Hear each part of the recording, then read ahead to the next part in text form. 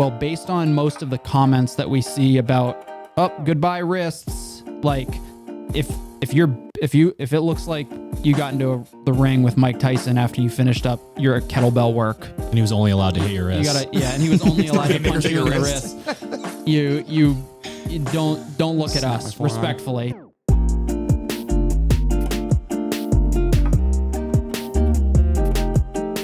Good morning, Misfits. You are tuning into another episode of the Misfit Podcast. This time you are tuning in specifically to a special edition podcast. This is the Phase 2 programming. I won't say podcast again because I've already said podcast quite a few times. Before we get into it, I believe that we just had the most successful Phase 1 that we've ever had, and that's on multiple different levels.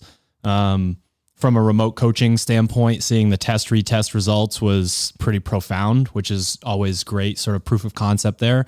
But then there's just something about the buy-in from all the people listening right now, the buy-in from the community on this phase and the videos that we got of people cleaning up their clean, doing these, tempo snatch work, all this different stuff. A lot of conversation going on between people about how certain tests and retests were going, how their handstand walk was doing. Like, I'm not sure exactly what happened, but from the chairs that we're sitting in this room, it is insanely motivating to watch the progress, to watch the buy-in, to have people, reposting the musings, or I read this article and I put this into play. Like, that's the ultimate dream for us, is we say it every time and we're going to keep saying it, but we can't write these words down in a spreadsheet and then put them on, our website and SugarWOD and stuff, and then just hope that things go well. And that buy-in there is just at a level right now I don't think that we've ever seen before,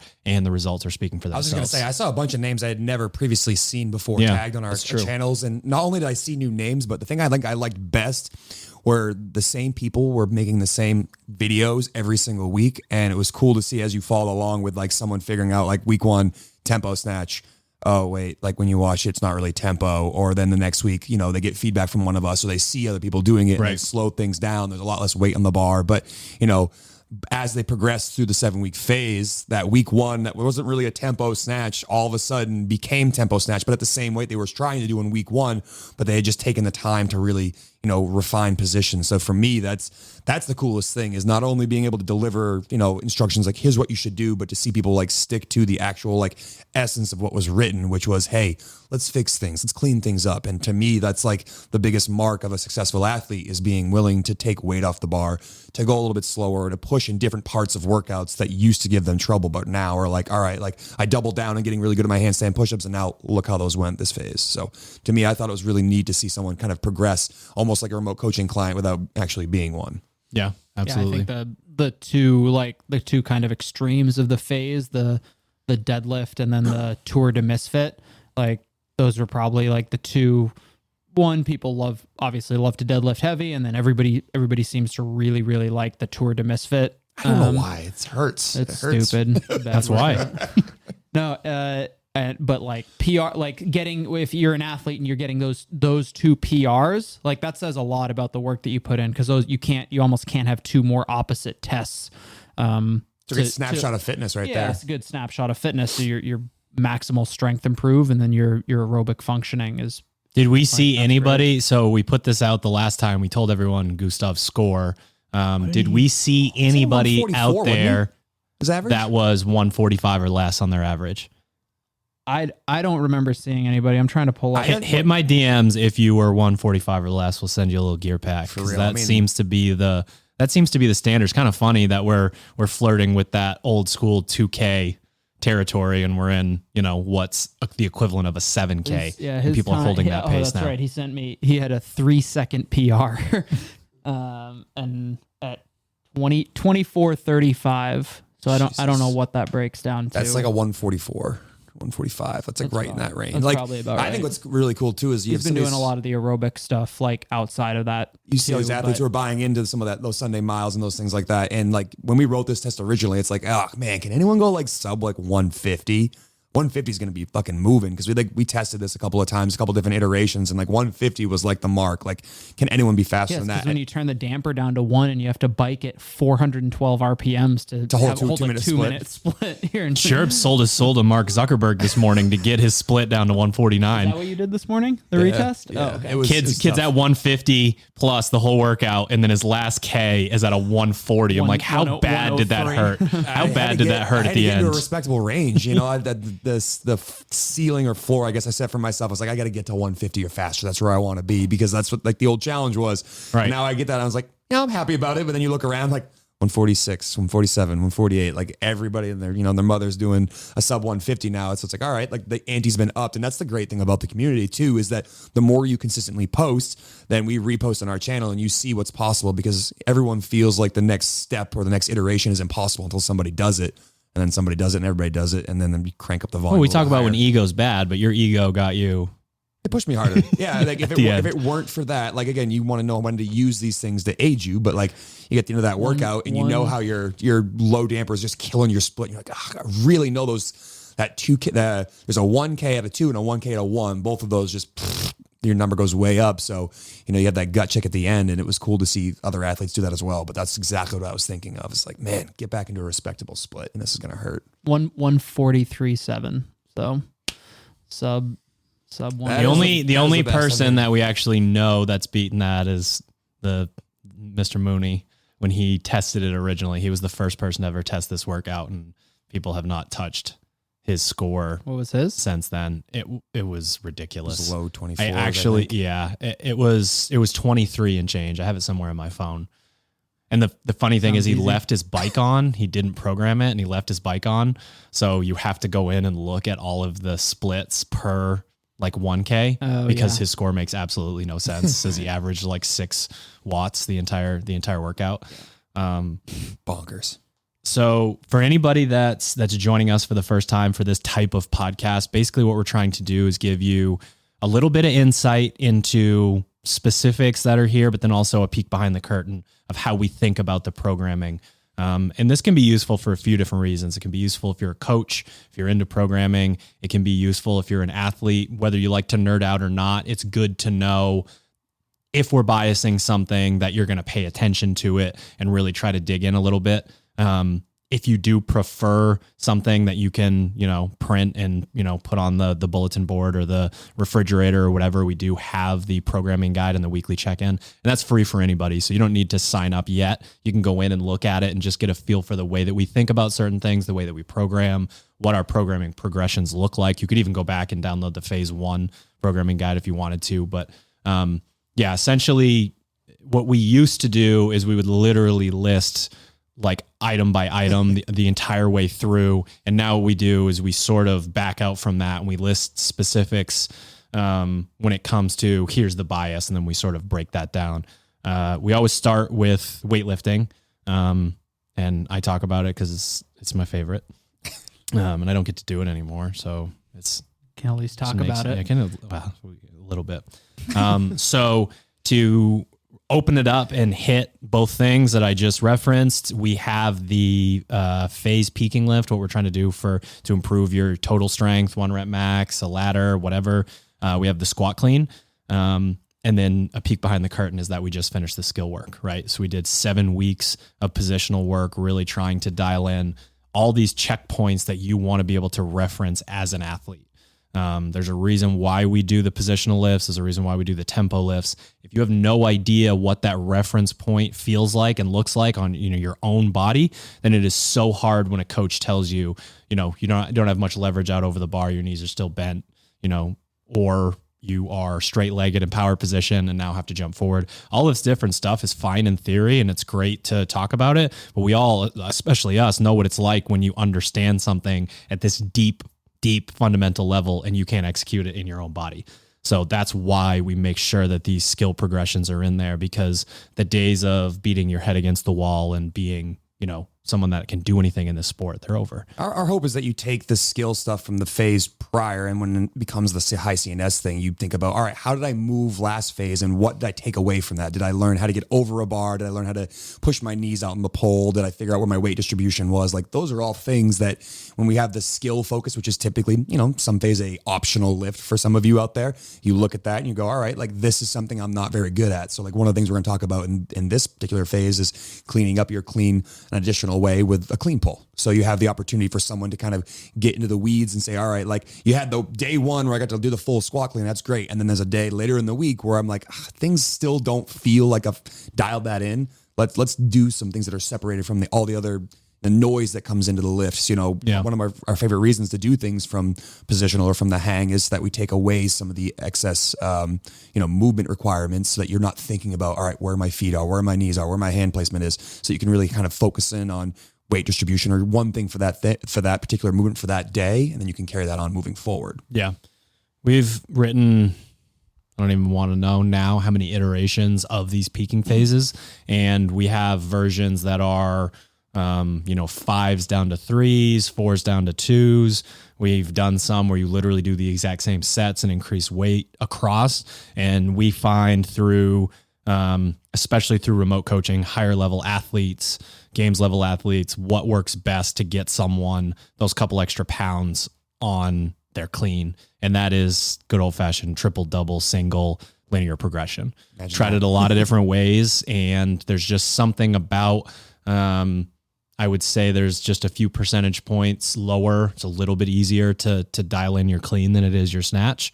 And there's something about, really trying to get a little bit heavier weight. I would say out of all of the things that we write, this is probably quote unquote the heaviest peaking phase that we'll actually do across different lifts. The weights they're fun. They're challenging. Yeah, they're good. Skill. So we're doing the same thing on the other side of the Olympic weightlifting platform. That's the snatch.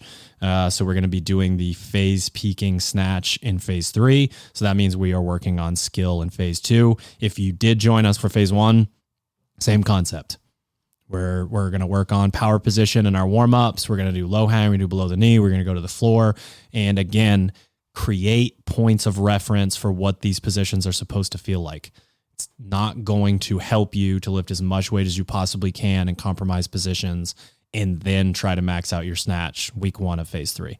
It's just not going to be helpful. It might feel helpful in the moment, but when you're going from the floor and you don't have a point of reference for all these super technical positions, it's really challenging. Your skill level determines your ceiling on these lifts, specifically in the snatch. I would say even more so in the clean, because I've seen plenty of people who can kind of muster out what I would say is a pretty ugly clean, but then can still get on their shoulders and, front squat and stand it up. But the snatch, there's so much nuance to it that if you aren't thinking about the skill every single time that you do it, you're not going to have a successful day. And, the days of being able to ogre out a 225 snatch where you walk across the room are behind us, unfortunately. So the skill level determines your success there. You got to create that ceiling by building the skill week to week. Yeah, true.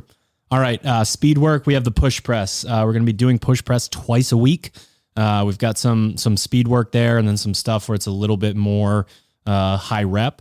We won't get into the details on this, but we got to talk about skill transfer. This movement it's like the back squat. It doesn't really exist in our sport. Like, you should know how to push press in a Metcon if you're like, it's either more arms or legs, and depending on metabolic demand, sometimes it just makes sense to rip out some push press. But when we're working on it specifically in this regard, if you're getting yourself into a position that you would never see when you're putting a barbell overhead and the split jerk, the push jerk, those heavier weights, you're not going to be able to take the strength that you develop, and you can develop what I would call like bad strength. Like, you can get yourself to a place where you're leaning way back. Did you make a bunch of changes today or, but you can do the push press where you lean way back and then you have to, throw your head through. There's many different things that you could do wrong in this. If you do those, you will get a better score on your retest. And then when we move on to push jerk and split jerk, it won't translate. Like, I can't stress this enough. I know that you're with your bros, and the push press is kind of one of those weird exercises that, like, it obviously blends kind of the two, like the strict press and the split jerk together, but it's one of those ones where you you're better off doing it well than just overloading it. And it's a really good way to just overload what you can do for like a strict press, improving, and then like the skill transfer again, like if it turns into a standing bench press, like good luck having it translate to your handstand push-ups, your strict handstand push-ups, and then certainly not when you're expected to get under a bar in a jerk or a complex or something like, I don't know, 21.4 maybe, like, oh, you could muscle up that clean like super easily, and then nobody knows how to get underneath a bar. Right. Because all of their push presses and jerks in the previous season look like standing bench presses. So it's a really good opportunity to start, because I don't remember when we get into the like a little bit more overhead work with like the split jerk, but it's past really, phase 2. Yeah, that's beyond phase 2. So, and then, you know, the other piece here, thinking about both technique, efficiency, and then, you know, the shoulder is a complicated joint, and it's one of the easiest and most common ways to get injured within CrossFit. There's a reason why we just did a ton of strict press and bench press to sort of try to solidify that area. But one thing that happens to athletes, and it's that, I don't know if you guys have ever had this, I used to get it when I started CrossFit, is that like aching feeling in your shoulders, especially like backside, like posterior shoulder, and like just that like dull aching feeling. Like you can tell like this is not muscular. Like what the hell am I doing to myself? And what we find in athletes that feel that way is there's a disconnect between dip drive and when they lock out. There's this moment of, it would be the equivalent of letting a bar crash on you in a clean or a snatch.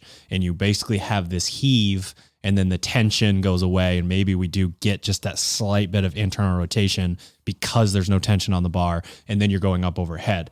One of the ways to clean that up is to do it correctly in the push press, so you know what it feels like. Yeah, you're just bridging the gap between your raw strength and your ability to kind of disengage and then re-engage almost. So you want to feel like there's tension and that you're pushing up into the bar the entire time. If you feel like you get a heave and then you hope you can lock out, let's back the weight off again and get yourself to a point where you can have skill transfer. That's probably just a general good rule, because who knows how many people we watched like somehow string together muscle ups, and it's like, can you do any strict pull-ups? It's like, no. Why would I do that? Why would I do that? I can use my hips to get over, and it's like, fuck. How do you like? That happened to me the very first time I really figured out how to use gymnastic scripts. Damn. I gave myself Superman. rhabdo. Yeah. Basically gave myself rhabdo. I was like, wow, chin over bar pull-ups are so easy. Can't move my arms again. I literally don't even need to use my arms. Yep. Did over 100 of them, and my elbows were not okay for a long time. Moving on, we have what we call the GPP focus. So easiest way to explain this, we've already talked about the other categories. GPP is all of them together. You'll rotate week to week. We have the power clean and the power snatch. You're going to be working through, and there's potentially some push jerk built in based on the clean and jerk. And we're just rotating through. We're not trying to guess which movement that you personally need work on. We're not trying to guess which movement is going to come up in the open. We're going to go through that rotation and really think about it. And I think we're pretty excited about the test that applies to this. And Hunter's going to talk about that a little bit more here in a bit. But the snatch and clean and jerk. The snatch and clean and jerk one. Yeah, there's some things in the sport that need to be developed outside of conditioning in a lot of ways. And this one sort of blurs the lines. And if you think about it, like, especially power snatch specifically, it's a really important one. Yeah. It's like hyper applicable to our sport, because it's, it's great. We did a power snatch peaking phase, and you can do one, when the sun's shining at the right angle at 225, and then Castro says, give me 600 at 30. Excuse me? What's happening here? So basically you'll rotate, you'll do the test, which is quick but beefy. That was my nickname in middle school. Feel like a tuna can. It's a kid's show. Like one of those mini Coke cans. Yeah, kid's show. Juicy juice can. Starburst. Juicy juice. Nice. And then you'll rotate through things like touch and go power snatch, heavy power snatch. We have the Misfit power jerk complex coming back, where You get a whole lot of reps in different positions all in a row, complex style. We know everybody loves that. I don't know. Do you want to unveil do you want to talk a little bit about the test? You want to give the details or just the program guide is already out. That's true. So it's basically 5 minutes of power snatches kind of at increasing weights. I think it's like 75, 55, then 135 and 95. It's basically weights that we've seen in the open. So if you kind of think back to, what was it? Was it 12.1? Or 13.1. 12, I think, was the burpees, right? It's 11. It was 11.1. I think it was 11.1 when Froning and Bailey did it, like alone, and 13 was the Tennessee mix. Tech, whatever. Yeah. So it's like, so you've got a whole bunch of reps, add some weight, whole bunch of reps. So we kind of we made the workout based on that. You rest 5 minutes, and then you do the same thing with the clean and jerk. So it's kind of like those middle, moderate, like grace weight, and then kind of increasing weight to, I think it ends at like 205 for men, which is 135 or 140 for the women. So it's certainly more of a stamina test than a 1 rep max. And there's obviously most of you can probably do the heaviest in that ladder for at least a couple reps. But we're more interested in testing kind of your stamina, your ability.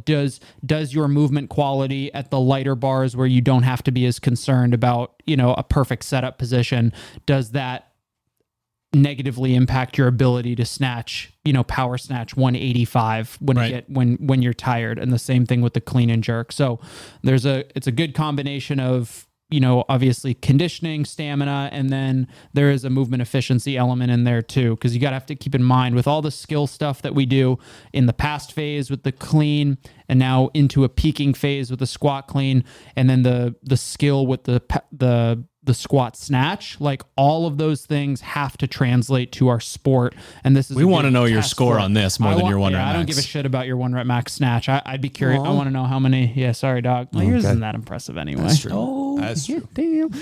That's all right. When you said 225 for a snatch, I'm like, I'll take 225. That's pretty good. But yeah, no, it's a good, I think people will enjoy it too. And you guys will see a video of that as well. It's as long as it's just short enough that it might not be blasphemy that you said it was fun. Like it might be short enough for that to be real. I think it's short enough. I think it's short enough and the reps are low enough that it'll be people will enjoy it. Change your own weights though, folks. Change your own weights. Gotta figure it out. The hardest part. One of the major changes that you'll see moving forward is we always have the in-WOD lifting within the phase. So basically what we do is we take personalized percentage work and we make interval workouts out of it. If you've been following for a while, you'll be familiar with this. The deadlift is what we're doing in this phase.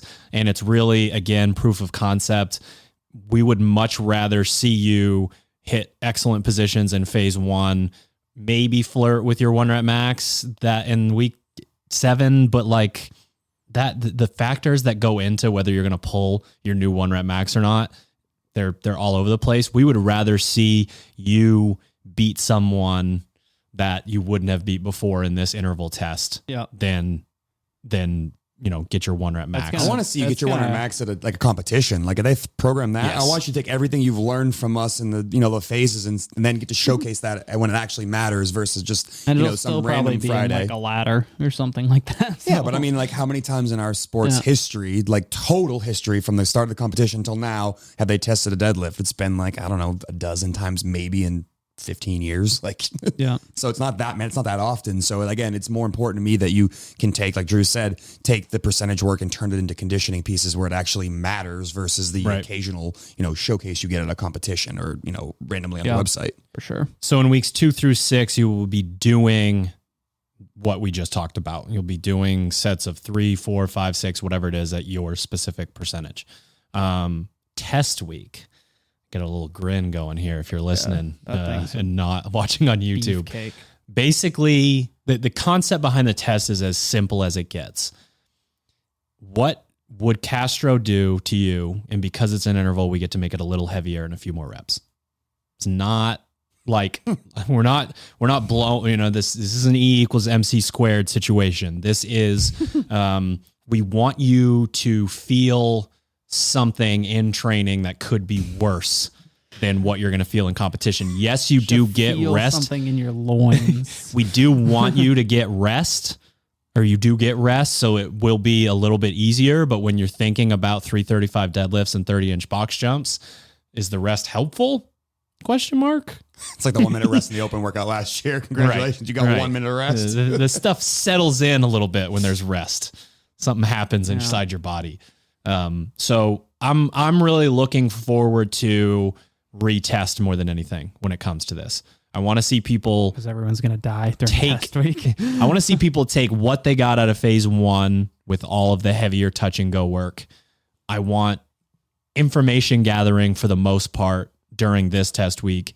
And then I want to see you really kind of dig into, you're going in and whether, the workout itself is row deadlift or something, and that you're, good at one or good at the other. And you really try to personalize like I'm all in on the deadlifts on this, and I'm just going to, row it maybe at like a slightly less, pace than I normally would in a workout. So I am really locked in on, I want to see people's retest results and see if they learned anything throughout the phase and really sort of connected all this stuff together, because that's when we sit down and do the plan for the entire year. That's what we're trying to do. There's a lot to learn this workout as well. Like just looking at it, I'm not going to read it verbatim, but like there are so many different things you could take away from this test. And like that to me is an exciting thing when you have an athlete come back and communicate with you, like things they learned other than that was hard. Like to me, this is an opportunity to think about transitions, pacing, how you break things up, where your strengths lie. Like that to me is the separator from the people who do this casually from people who really care a lot and want to see that progress. So when you see it, you'll know. You'll know. All right.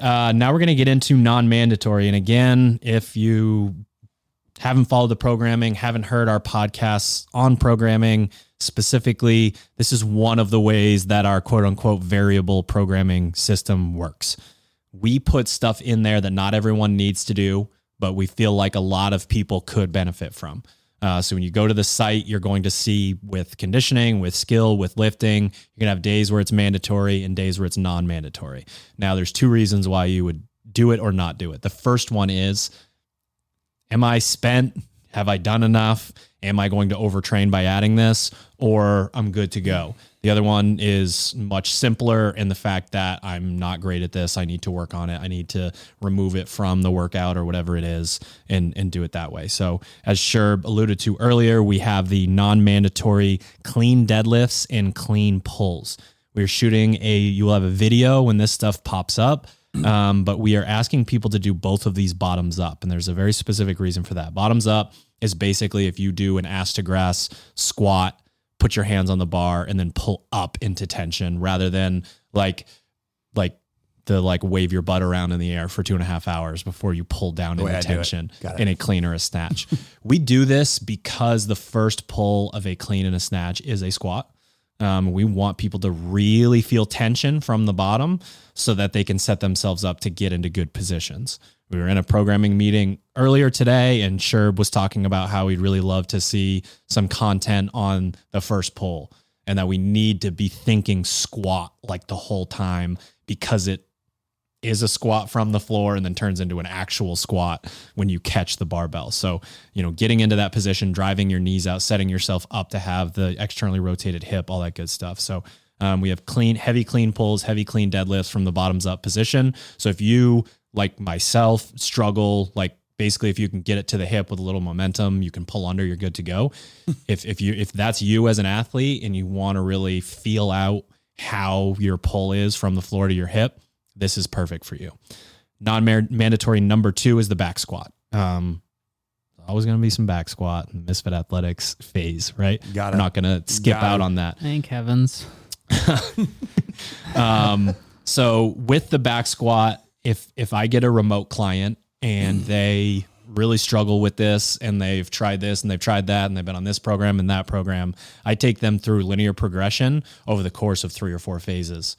Like we start at 10s and we go to 8, 6, 4, 2, we go all the way down. The goal is I want to show them that if they move properly, they have skill transfer, that they can do doubles at their 1 rep max. That's the end of what it is there. And as a CrossFitter, if if you can do doubles there, I don't care if you don't hit the single after that. It doesn't mean anything to me. Yeah. So to get a little taste of that and how it works, why it works, we have 3x10, the whole phase, little linear progression. And there's something really special about what happens when you start to really link reps together and you really are thinking about skill transfer. If you're doing a low bar back squat and your feet are 75 feet apart and your ass shoots up from the bottom, that ain't it.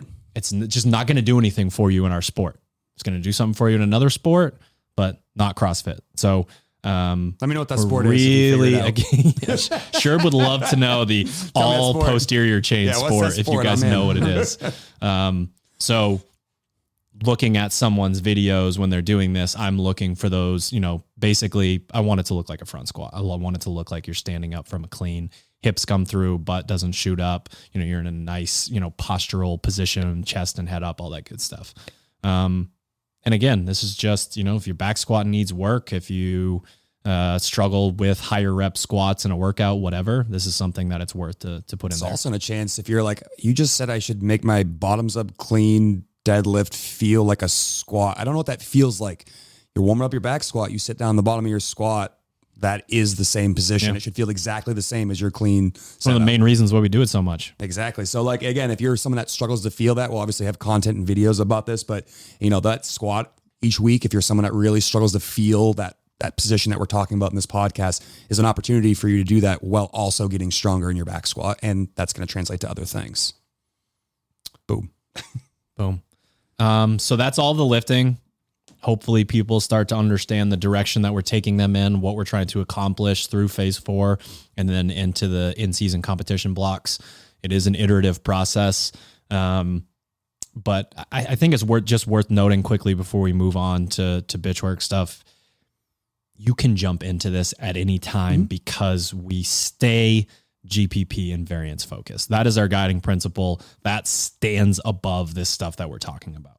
We've tried a lot of different things in, going on 11, 12 years of coaching competitive CrossFit. And when you stray from that, when you try to get cute, it does not work. So if you're listening to this and you're like, I missed phase 1, don't worry about it. Don't matter. Just jump right in. Yes. Fitness is fitness, and we're going to do a whole lot of that. All right, Misfits, just a quick break. Shout out to our show sponsors and hopefully save you a little bit of dough. Got a little Sherb mouth there. Did you just have a seizure? I just had a seizure. Sounded fine to me, we guys. are brought to you by Sharpen the Axe. You can head to sharpentheaxecode.com and use the code word Keala, Keala. You save 10%. We donate that 10%. In the year so far to date, 2021, you guys have raised over $1,000 for the Keala Foundation. The three of us actually just got back from Kauai recently. We got to witness firsthand what they're doing over there. Nothing short of life-changing every time we head out there. And we just want to say thank you for everybody who has used that code so far. Again, you save the money just like any of the other codes, and we donate it back. So please continue to do so. We are, as a company, going to be matching that donation as well. So just again, hats off to everybody. Sharpentheaxecode.com, code Keala to save and donate. We are also brought to you by Pure Spectrum CBD. You can head to purespectrumcbd.com. Use the code word Misfit to save on any order. We just got wrapped up with the affiliate games week. Hunter generously decided to make the deadlift weight, not 405, but still a very, very beefy weight. You're welcome. Decided to go a little too fast, move a little too careless, a little tweak. So you tried to go too fast? Imagine that. I've never been fast in my life, but I ended up tweaking the back a little bit. So I started using the tincture again because I had gotten away from it from a little bit, and it did help me sleep better, which again helped me recover from that. And instead of being banged up for a couple of weeks, banged up for a couple of days. So again, if you're someone that works at a high level and wants to get the best sleep you can, check out that Black Label salve and tincture. Very hefty doses of CBD. And again, you can head to purespectrumcbd.com. Use the code word Misfit to save on your order. Speaking of peak performance, we're also brought to you by Proper Fuel, the best protein powder in the game. Hands down, 7 essential ingredients, the 7 wonders of the universe, all packed into a nice white jug. It's back in stock, so we got that going, which is awesome. And you can save on your first jug. Use the code word Misfit, head to properfuel.co now, look up, go through the ingredients list, see kind of why all those things are put into the jug for a purpose. So any protein powder you get at Walmart or GNC is filled with garbage, for a lack of a better term. So go on there, take a look at the ingredients list, take a look at the explanations about what everything does and why you will no longer need to carry around, as Drew likes to say, the hockey bag of supplements with you to the gym every day. Properfuel.co, use the code word Misfit to save on your first order. If you like the programming, if you like the content, the absolute best way to support us is by heading to misfitathletics.com, teammisfit.com, and /or the SugarWOD marketplace. Because we're doing the programming episode, we'll just break down real quick. You've got the Masters and Teens program, our largest representation at the CrossFit Games, percentage-wise across divisions. We have the largest Misfit community that there is now, we're happy to say, is the Hatchet program. You can get that. That is essentially like the MFT program, scaled down a little bit and a little bit less volume.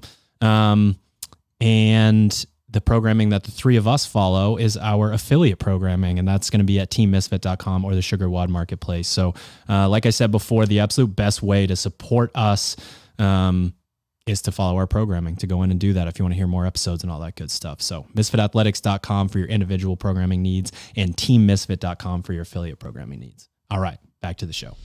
Well, those of you who did do phase one, you're going to be set up better for our aerobic test this phase. You and I were talking about this. We wanted to take all the aerobic machinery we developed on the C2 bike with the Tour de Misfit and then apply that to probably the main way it gets tested in our sport, which is running.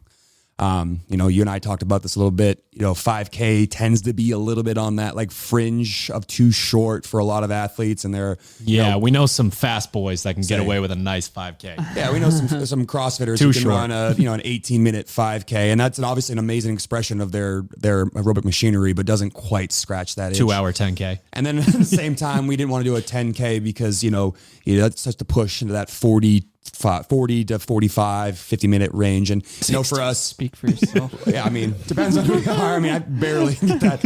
But for us, we're saying, like, what's the middle ground there? So, I thought of an 8K as like that middle ground, which is right around that 4-mile mark. And to me, that is going to be the aerobic test this phase, is how hard and how much are you willing to suffer for 4 miles? When I was talking to my remote athletes, 5, I said, hey, this is not a 5K. So you're not running your 5K pace, actually. But this is also not fastest cardio or Sunday miles. Make yourself proud with your effort. So this is one of those things where you can prove to yourself, you lay the foundation in week one. You might not be happy with your scores in week one, but again, you're just setting the baseline, and there's going to be a ton of running work this phase that is both very gross, and it's going to get you much better at that, but also at the same time is going to make sure that when you're ready to go back to those longer pieces, that you're not like, man, I haven't touched, running that long for this phase. Also, this is more just like a PSA. Make note of what your run route is, and also keep in mind that the retest will be, 6 weeks from now, and whether or not your run route is actually runnable 6 weeks from now. Just, hey, we're in the Northeast. Wrong. If it snows between now and then, like, you're gonna retest wouldn't be all that much fun. Dude, you are not allowed to say that word until December. No, got it. Way too early. Podcast's over. Podcast right, canceled. And then hold on. No, we can't move on. Oh. I'm too excited about it to move on.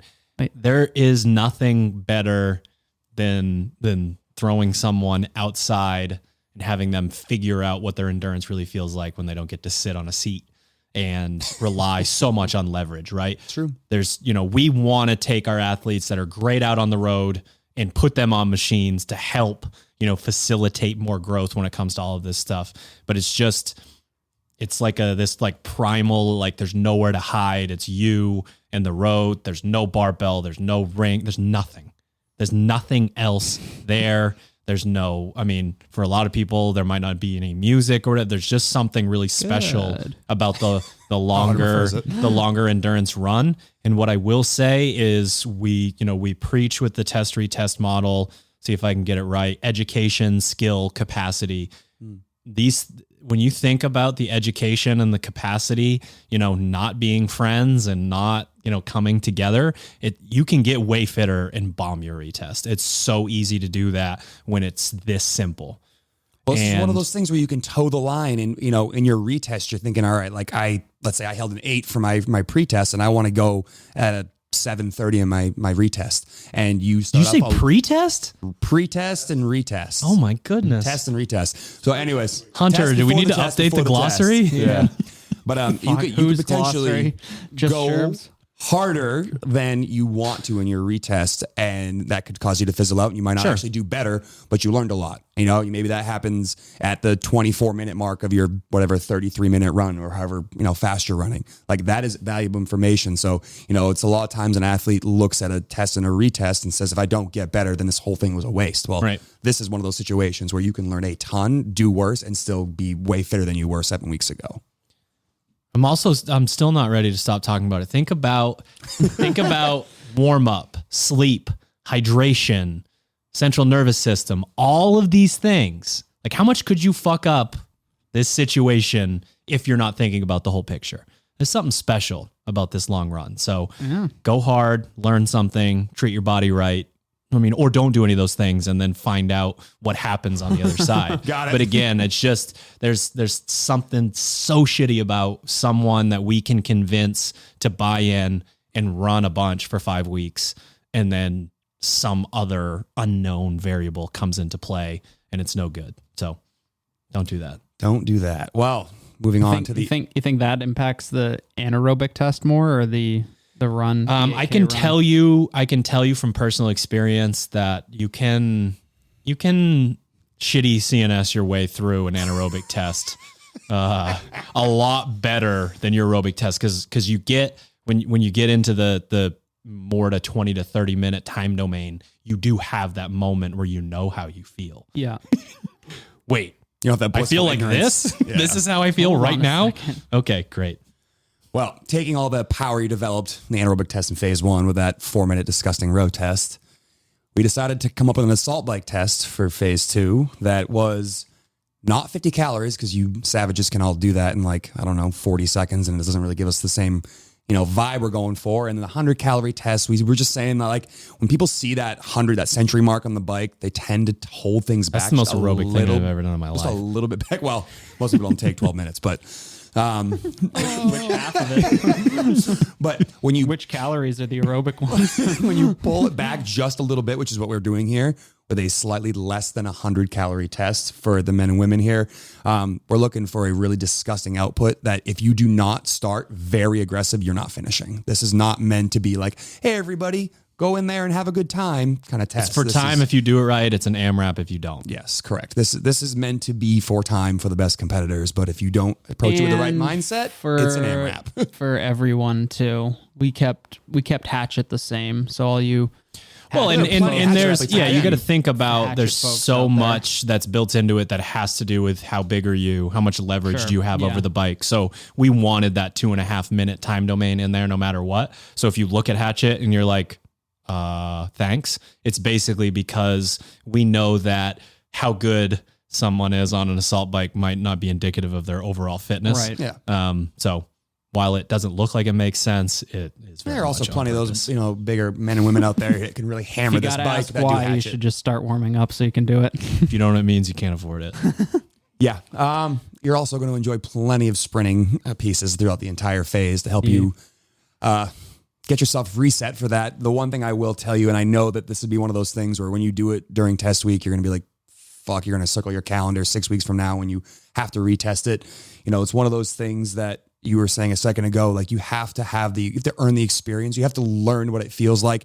And then you have to be willing to say, I know it's going to fucking hurt, but I don't care. I'm just going to go do it. Yep. That to me is, again, another one of those things that separates the average, casual fitnesser from people who really want to, see what their body's capable of, is being willing to go to that place knowing how bad it's going to hurt. And this is not going to feel great. I'm just going to be honest. You'll be all right. I think people should really lean into what they learned and how they feel about the longer C2 bike stuff when you're going into this. It can seem like we're putting a lot of eggs in a basket where the sport might not be caught up to that.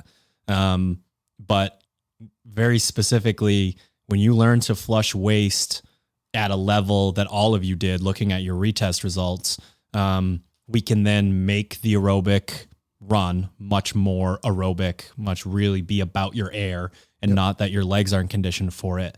And then when you get into the depths of that, 80 or 55 calorie bike on your anaerobic test, really lean into that. Like, you're going to have moments where you think you need to drop to whatever, 500, 400 watts, and you don't need to.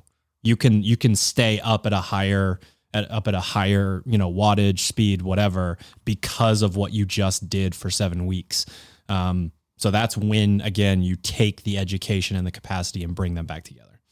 Yeah, that's going to be a fun one. Yeah. Excited to see what you got put there. Hopefully we can get another one of those. I don't know if you guys remember it, for a couple of years back, we put out the 100 calorie test and someone did it in like 159. So hoping that individual comes out and takes a swing at this one. Yeah, that happened. Gigantic. I remember seeing that. That was impressive. I got to get on TRT so I can sprint 80. Start now. You'd be ready by Friday or Saturday.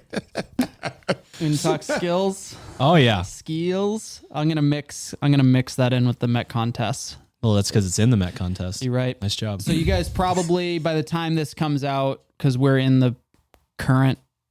We're in the current. What current is it? We're in the current. Like we're being swept out to sea? Yeah. And you're in the future, in the past. We've got our kettlebell and assault bike test that happens on day 1. The kettlebell is kind of one of the skill implements that we're working on improving because, well, based on most of the comments that we see about, goodbye wrists, like if it looks like you got into the ring with Mike Tyson after you finised up your kettlebell work, and he was only allowed to hit your wrist. And he was only allowed to punch you in the wrist. You don't look at us respectfully. Look, like, so we're gonna spend. We've got the test. It's pretty challenging. We intentionally kind of beefed it up a little bit with that heavy kettlebell and kind of the upper rep range, but because we're going to once a week work on kind of technique focused kettlebell work. So the MFT folks, you guys have the 70, kind of the 70 and 50, kind of that beefier number hatchet. We put kind of an intermediate weight in there with the 60 and the 44. Understanding there's a possibility some of you guys don't have it, but again, we want to overreach, but keep you in that kind of range of being able to improve without it just kind of beating you into a wall. So once a week, part of your skill work will be improving your kettlebell snatching, trying to figure out how to get that bell to kind of move gently in your hand. It's kind of like the Olympic lifts in that you got to learn how to move kind of around the kettlebell rather than just, I don't know what the appropriate term is, muscle fuck the kettlebell overhead. Wow, children's show. Put that on a t-shirt. Yeah. I want that on a shirt. So you'll have the kettlebell and so kettlebell and assault bike. It also works well with the kind of anaerobic bike focus. Obviously the test isn't solely geared towards the bike, but I think that test people will be pleasantly surprised when they retest because of all the things that they practice to get better at that. We talked a little bit about the interval test and the deadlifting. That's in there. The last test of the week, I don't know if it's the last one in the week. But second to last, or third to last. We've got basically a muscle up test. So the gymnastics focus for the phase is going to be the muscle up, really trying to improve everybody's capacity, but specifically kind of under fatigue in that conditioning setting. And when it pops up, it'll be pretty obvious. It's a combination of rowing, front squatting, kind of almost like a tedious, inconvenient buy-in to get to muscle ups that ascend every round. So you kind of think of it like an open workout where you have a certain amount of time, a working window to get the work done. And if you finish it, then you get to rest the rest of it. If you don't, and that's when your workout ends. But the muscle ups increase. And we're hoping everybody gets in the neighborhood of like at least through probably like 30 total muscle ups, which would be the like 5 rounds or so, hopefully 4 to 5 rounds. And then the folks who are obviously a little bit maybe on the fitter end are really seeing how far they can push those muscle ups before they break down. But the unique element to it and how we blend that into the skill work for the phase is it's mostly ascending sets of muscle ups.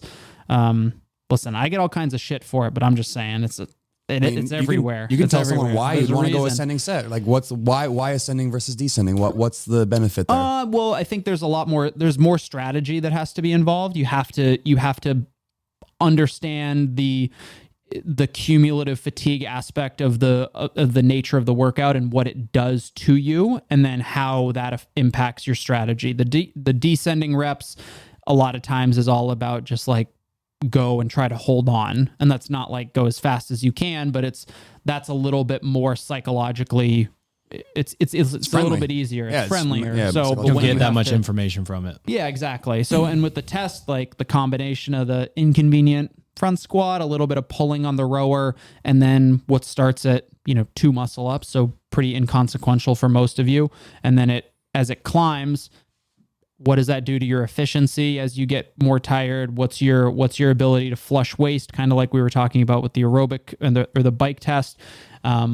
All that stuff kind of plays into a test like that when the reps continue to increase every time. So I'm interested to see how that goes for people. Yeah, I basically tasked Hunter with making sure that the muscle up test did not favor people who are good at muscle ups and unfit. We're doing a disservice to those people specifically. It might seem like the opposite, but we're doing a disservice to you if you're good at muscle ups and can kind of rely on that in specific workouts. So the idea was, okay, you do have to be really good at muscle ups to crush this, but more than that, you have to be really fit. Like you earn the right to play every single round each time. And I do think that this is one where you're really going to want to take notes once you're done. Like you're really going to want to know how hard you went on the rower. What did your transitions look like? Does it make sense for you as an athlete to take that big deep breath and wait a second before you jump up to the rings? Or do you like to chop them up into small sets? You better get your ass over there and get up on the rings. Yeah. All of these things are super important. Yeah, you have to know that when a workout in the open or quarterfinals pops up that does kind of there is a strategy element. Like sometimes when the tests are just straight, grunt work, like the 15 minutes of rowing and wall balls, like that's a great test for obvious reasons, but it's like there's not much strategy involved. But when you have to strategize a little bit, that's when kind of your athlete IQ and the notes that you've taken all season, like, and knowing yourself as an athlete, is it better for you to try to do a really big set of muscle ups and get that extra bit of rest and to have more rest, be completely fresh going into the next round? Or do you turn it into more like, I don't care if I don't have that much rest, I need to conserve my muscle up capacity? Right. So you have to learn, kind of know about yourself and then learn. And because it's a test,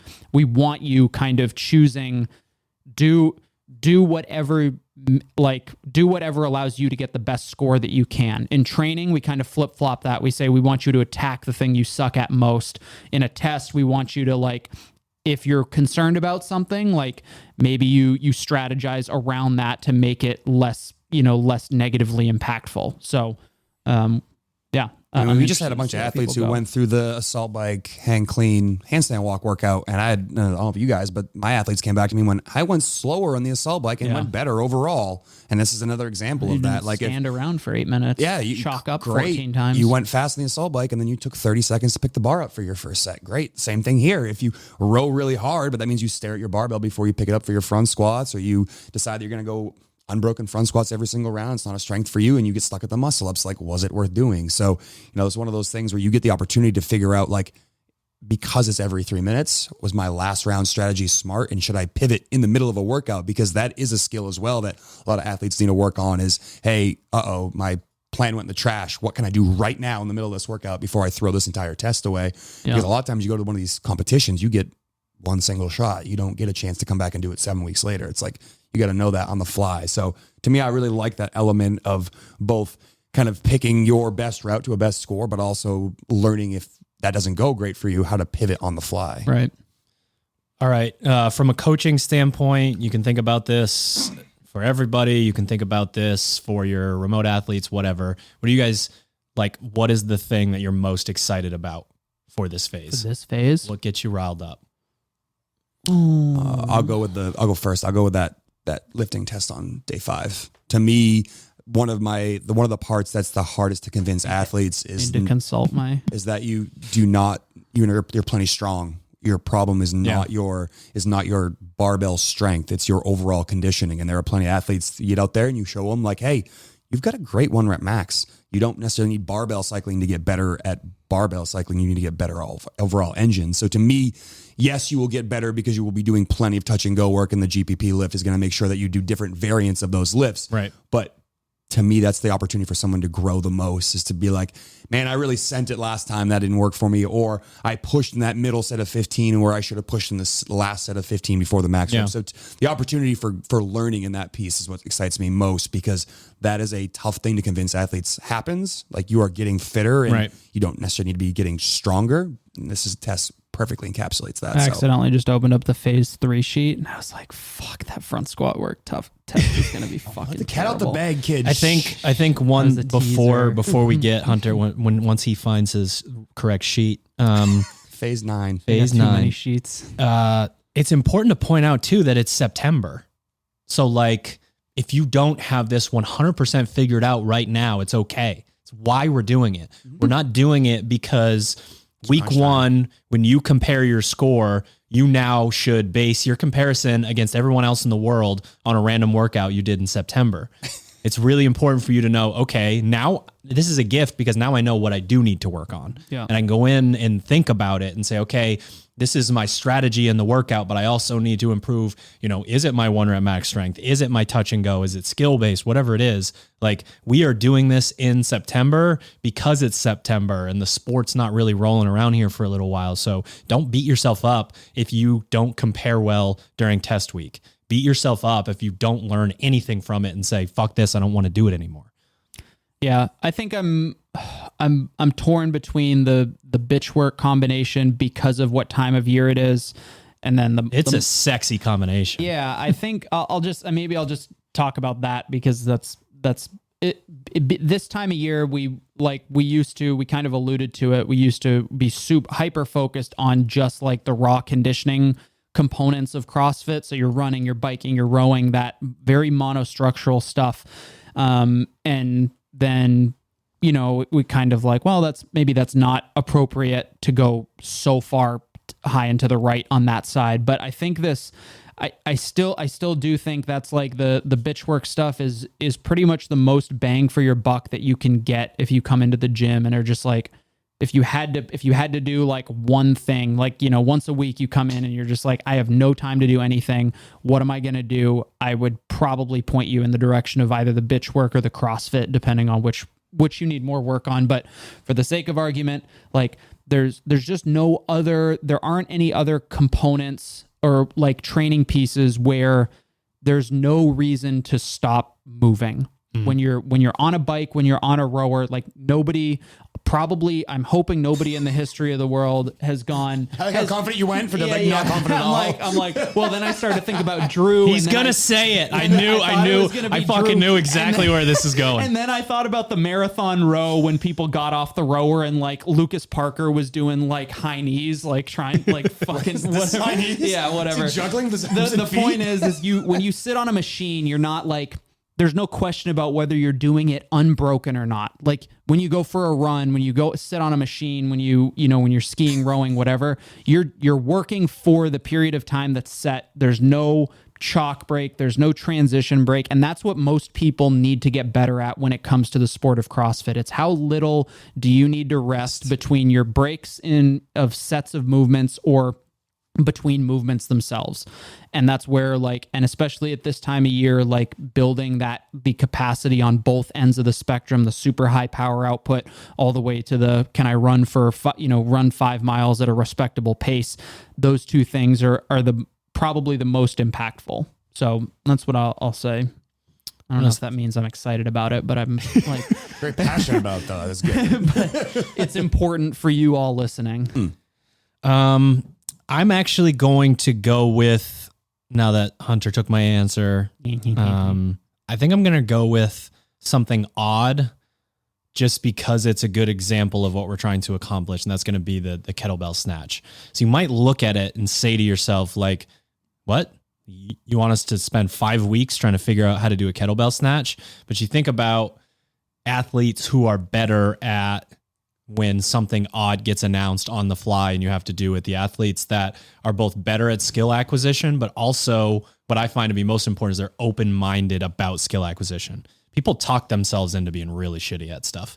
And it doesn't have to be, you know, someone could literally just not be like the most coordinated person in the world, but have a monster ego and go, I'm going to be fine. And that's one of the reasons that they are fine. So when we're looking at teaching skill acquisition and we're looking at how can someone, we want to really move the needle on at least one thing for you on test and retest. It's going to be personalized. It's going to be based on how skilled you already are, how many years you've been in the sport, whether you're going to get a 3-second PR, like, you know, someone like Gustav, that's his thing. Yeah. So like a 3-second PR is awesome. Yeah. That's how that goes when you get really good at something. So the idea of moving sloppily and potentially not being so smart about how you pace your bike to all the stuff Sherb has written in terms of how you're going to attack the bike and what we're going to do with, you know, video content and you working on the skill of the kettlebell snatch, you come out the other side, you could literally knock minutes off of this workout through giving into the concept of educating yourself on how the workout went, why it went that way, getting the skill. And then what Hunter just addressed is this overall capacity. We know how to move the needle with some simple stuff. All those things come back together, then you really grasp the overall idea of how we program, why we program the way that we do. And I mean, again, we talked about it's come full circle about buy-in. Like we need that buy-in from the athletes for this to really work.